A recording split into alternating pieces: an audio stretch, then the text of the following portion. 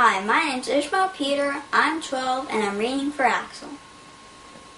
You're watching Axel TV. All Axel, all the time. Sit back and relax with the axe. So this is an aviary? It's pretty cool. Looks like a huge birdhouse. Why is it called an aviary? Because it holds many birds. Wow, makes sense. And once again, my big sister pulls through. You really know your science stuff. Thanks, Ax. Now let's start thinking about bones. Bones it is. Hey Lee, did you know this camera is my own invention? An Axel original. Has a condenser mic and a flash drive with 5 hours of video. If I do say so myself, it's totally awesome.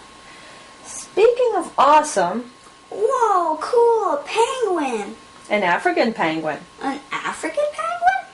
Looks like a regular penguin to me. What's the difference between it and the other penguins?